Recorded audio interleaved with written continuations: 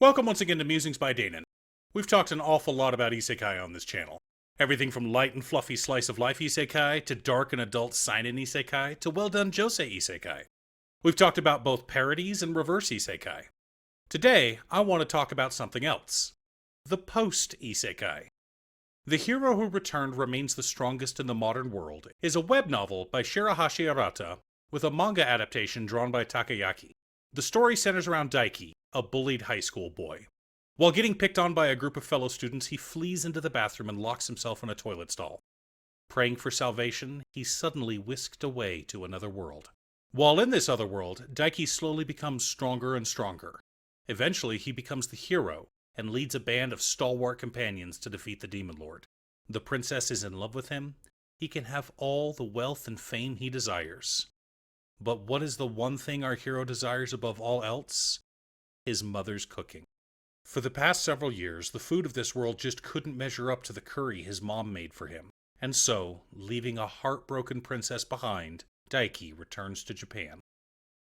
And finds that it's only been about an hour since he left. The bullies are gone. Dusk is settling in. But he's still wearing his armor.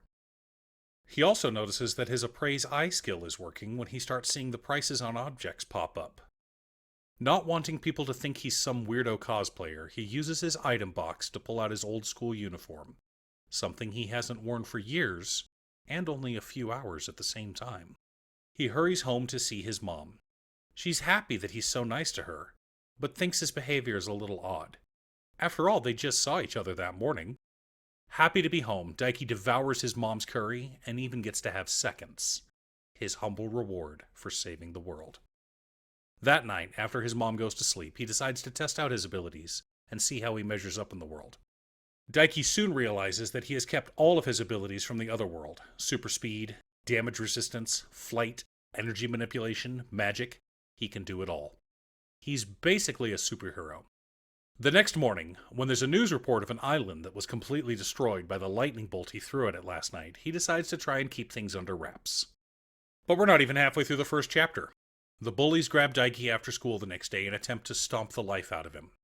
Daiki, with his damage resistance, barely feels their kicks and instead pulls out his phone and videotapes them.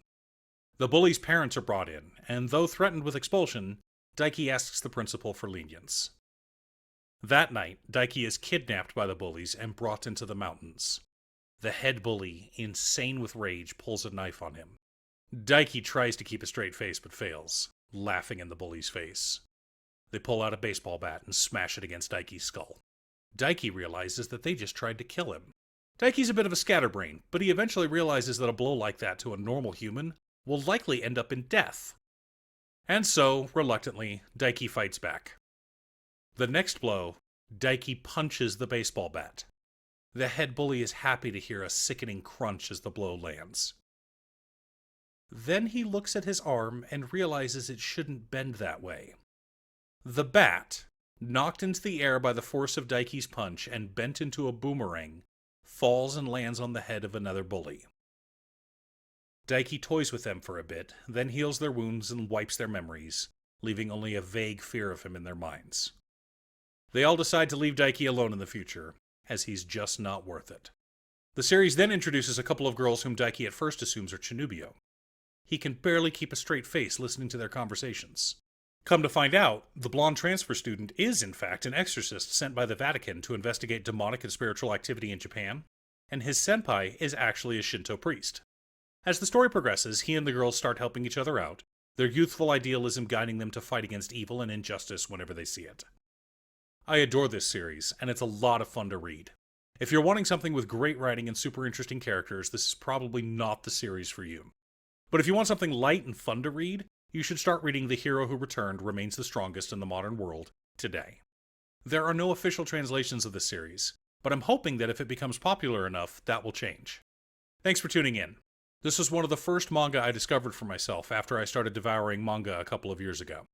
The updates are few and far between, and I'm always excited when a new chapter appears. Rereading the first few chapters for this video was a lot of fun, and I was reminded of just how silly the series is. Once again, a huge shout out to my editor Cute Stuff. I couldn't make these videos without her. If you'd like to hire her to edit your own videos, there's a link to her Fiverr page below. Please like and subscribe for more content, and I'll see you all again next time.